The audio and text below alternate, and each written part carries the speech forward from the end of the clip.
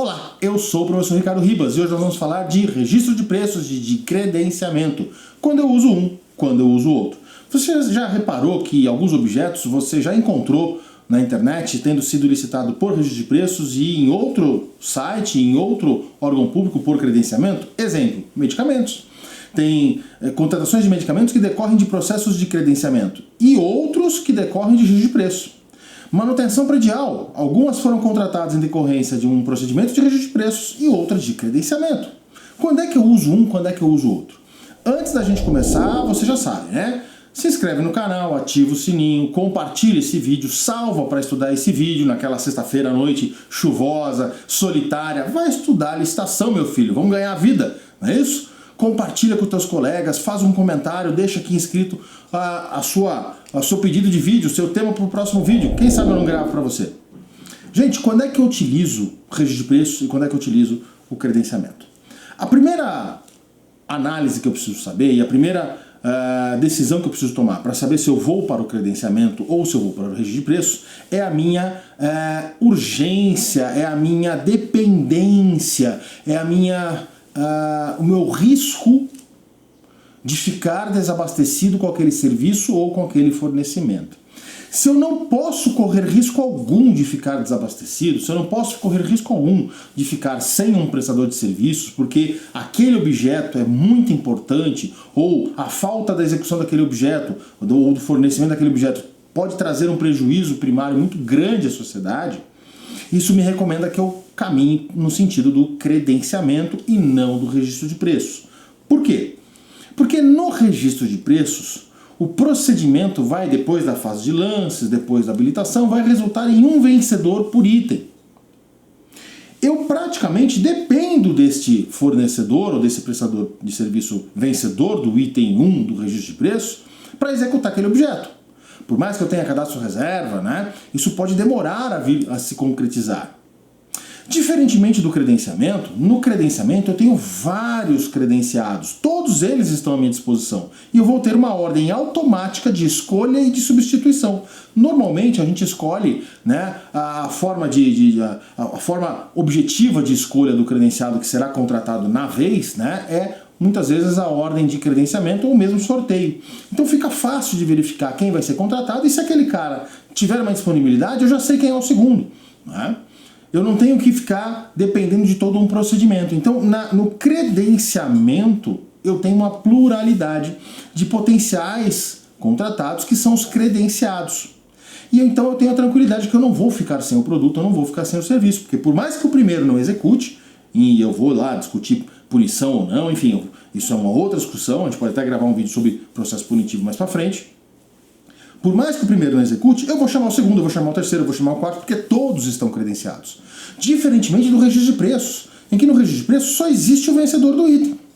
Caso eu não tenha fornecimento por ele, eu também posso instaurar processo punitivo, obviamente devo instaurar processo para verificação do descumprimento da ata, mas eu vou ter que me virar, eventualmente com um contrato emergencial, vou ter que cumprir o artigo 72, eu vou ter que me virar com uma nova licitação. Eu começo a ficar exposto ao desabastecimento, à falta do objeto, seja fornecimento ou seja serviço. Então eu sempre darei preferência ao credenciamento quando a necessidade daquele objeto for muito premente, né? A ausência daquele objeto para a administração pode causar um risco muito grande, o que recomenda uma pluralidade de prestadores de serviço ou de fornecedores. Então esta é a primeira possibilidade, né? É a primeira ideia que nós temos aí para tendenciosa ao credenciamento. A segunda forma de escolher, de optar pelo credenciamento e não pelo registro de preços, se refere a preço. Por quê? Porque no registro de preços, eu tenho lá a minha estimativa orçamentária, ok, né, para saber se o preço está super faturado, se está super estimado ou não, é? Mas eu dependo de uma competição entre os licitantes que comparecerem para o registro de preços para baixar aquele valor.